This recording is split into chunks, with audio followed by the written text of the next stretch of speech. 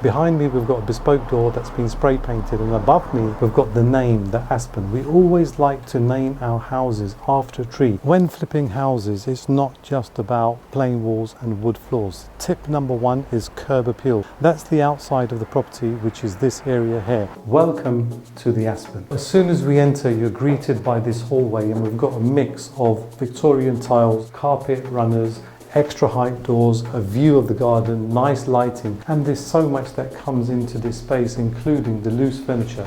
We've got a reception room which also follows into this double reception room, and then we've created an airwell as part of the side return extension. Staging is so important, and it's not just about putting in any piece of furniture. Look at this sofa, for example. The depth and the height is so critical when it comes to the decision making process, and everything has to fit into the house. So tip number 2 would be staging. Make sure you try and pick furniture that suits the property and the buyers that you're trying to profile. Before we exit this room, we've got engineered oak wood floors, bespoke joinery, new windows, and we've got these dark blue spray painted radiators with brass fittings. Tip number 3, when you're catering for a family, make sure that you've got storage for coats and shoes. On the left hand side here, we've got storage for the shoes and the coats. Also on the ground floor, try and give the family a powder room, so when they have guests, they don't have to go upstairs into what we call the private quarters. We've got a mix of wood paneling,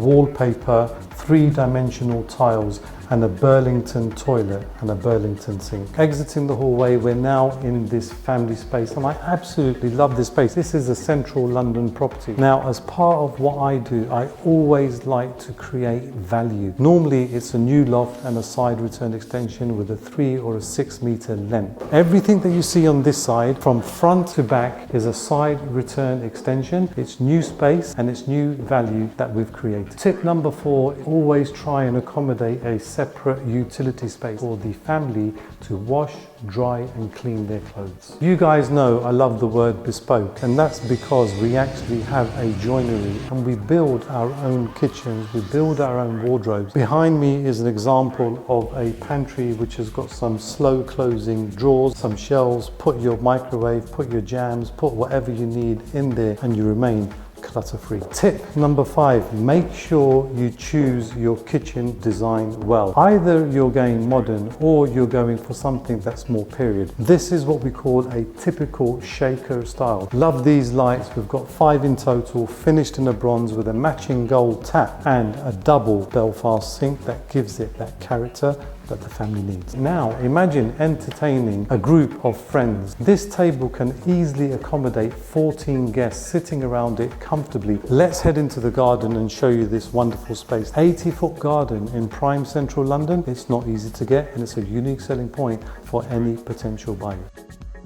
So at the back of the garden, we've got this extra space, and we've just kept it plain. They can either have it as a spare room, turn it into a gym, or potentially a study too. So as we come upstairs, we've got some wood paneling just to give it that 3-dimensional texture. We've got some carpets, and the joinery here has to be finished to an A1 standard for you to command a record price. So on this level, we've got a family bathroom, 2 bedrooms behind us, and we've got another bedroom just behind you. Let's take a look. This one's painted in a pastel green. We've got new wood sash windows, fitted wardrobes, extra height doors, and we've furnished it with a super king sized bed that's from Vicepring. Tip number 6, make sure you try and create something different every time. It's really important to be different and unique. Blue on the outside, green on the inside. Let's have a look at this special bathroom. We've got a modern selection of tiles for the floor with some of the fixtures and fittings, and then the wallpaper just gives it that traditional feeling and warmth. Tip number 7 is try and get your ID correct, interior design. So lighting, color selection, and even space saving solutions like this pocket door that leads us into this.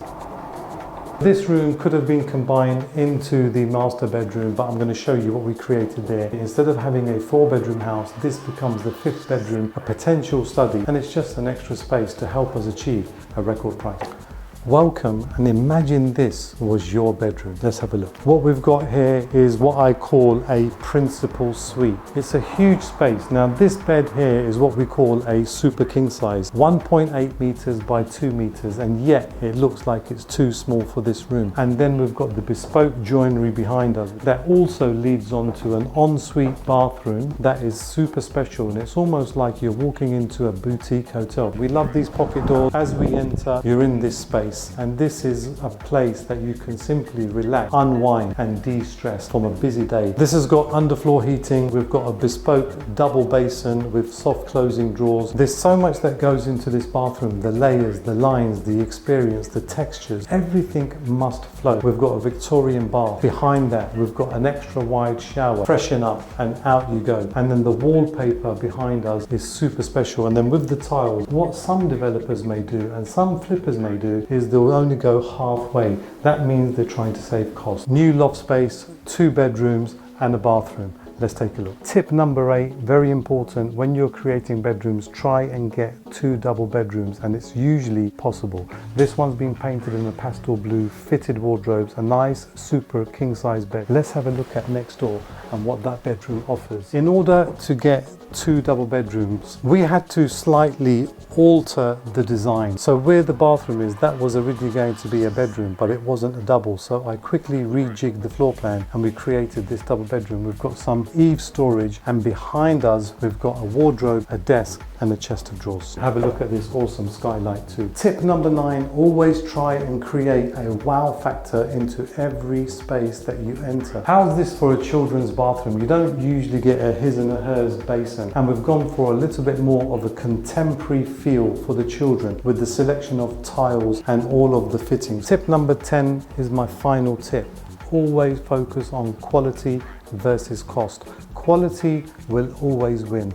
Try and aim for a record price and delivering the best family home in the local market. Or hope you've picked up some valuable tips. What's different about our tours is they're actually our own projects. We always buy cash under the banner of Sharia Homes, Islamic property investment. No banks, no loans, no interest, and most importantly, no pressure. We enjoy what we do, alhamdulillah. Make sure you share, like and subscribe. I'll see you on the next episode. Monty, assalam.